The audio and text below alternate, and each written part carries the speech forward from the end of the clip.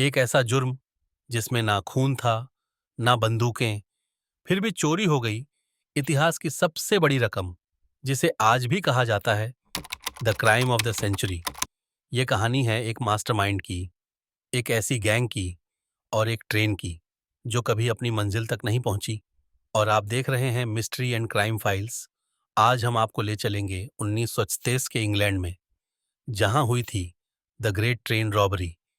एक ऐसा क्राइम जो आज भी पुलिस और अपराधियों की किताबों में दर्ज है। इस पूरी घटना का मास्टरमाइंड था ब्रूस रेनल्ड्स, एक चोर जो हमेशा बड़ा सोचता था। उसने बचपन से ही चोरी डकैती की दुनिया में कदम रख दिया था। ब्रूस का मानना था, अगर चोरी करनी है तो इतनी बड़ी करो कि दुनिया याद रखे।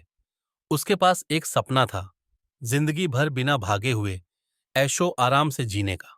और इस सपने को पूरा करने के लिए उसने एक प्लान बनाया, द ग्रेट ट्रेन रॉबरी का प्लान। ब्रूस अकेला नहीं था, उसने मिलाया 15 लोगों की एक प्रोफेशनल टीम, जिसमें थे रॉनी बिग्स, एक x trend driver Charlie Wilson, bank डकैती का मास्टर बस्टर एडवर्ड्स, बिंदास और भरोसेमंद, और कई छोटे बड़े स्पेशलिस्ट, वायर कट्टर्स से लेकर रेडियो एक्सपर्ट तक। हर आदमी का एक रोल था, हर मिनट की प्लानिंग थी।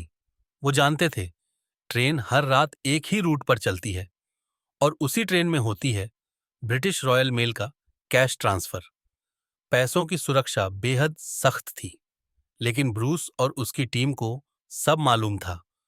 उन्होंने ट्रेन के टाइमिंग्स, लोकेशन और गार्ड शेड्यूल तक पता कर लिए थे और तैयार किया एक नकली रेलवे सिग्नल, जिससे वो ट्रेन को उस जगह रोक सकें जहां कोई नहीं होता। जगह चुनी गई ब्रैडेगो ब्रिज, बकिंगहमशर में। 8 अगस्त 1923 की रात एक तेज रफ्तार रॉयल मेल ट्रेन, जिसमें थी 128 बैग्स में भरी करोड़ों की नकदी। जैसे ही ट्रेन ब्रिज के पास पहुंची, उसे एक लाल सिग्नल दिखा जो वास्तव में नकली था। ट्रेन रुकी, चोरों ने गार्ड को काबू में किया बिना किसी हिंसा के, और फिर कुल 120 कैश बैग्स ट्रेन से उतार लिए गए। इस पूरी डकैती में सिर्फ 15-20 मिनट लगे और कैश की कुल वैल्यू थी 2 मिलियन पाउंड्स, आज की कीमत में लगभग RS 300 करोड़। पैसे लेकर चोर भागे लेदर स्लेट फार्म, एक जगह जिसे उन्होंने पहले से किराए पर ले रखा था।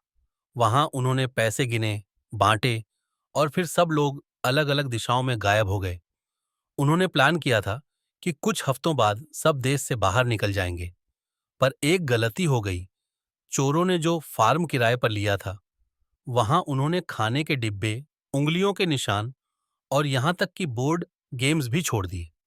ब्रिटिश पुलिस ने उस फार्म को जब देखा, तो वहां मिले निशानों ने उनकी पूरी टीम को एक एक करके गिरफ्तार करवा दिया। 12 चोर पकड़े गए, जिनमें शामिल थे रॉनी बिग्स और चार्ली विल्सन। ब्रूस रेनॉल्ड्स कुछ सालों तक भागता रहा, फिर 1968 में पकड़ा गया। सबको मिली सजा, 25 से 30 साल की जेल। लेकिन रॉनी बिग्स जेल से भाग निकला और सीधा चला गया ब्राजील, जहां उसने एक नया जीवन शुरू किया। उसे ब्रिटिश सरकार कभी वापस नहीं ला सकी, क्योंकि ब्राजील में उस वक्त प्रत्यर्पण कानून नहीं था। सवाल ये है, क्या पैसा वापस मिला? नहीं, ज्यादातर कैश कभी नहीं मिला।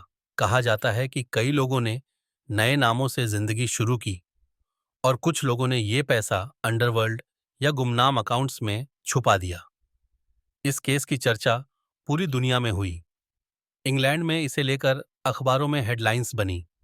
बाद में इस पर किताबें लिखी गईं, फिल्में बनी, जैसे बस्टर 1980 और द ग्रेट ट्रेन रॉबरी 2013।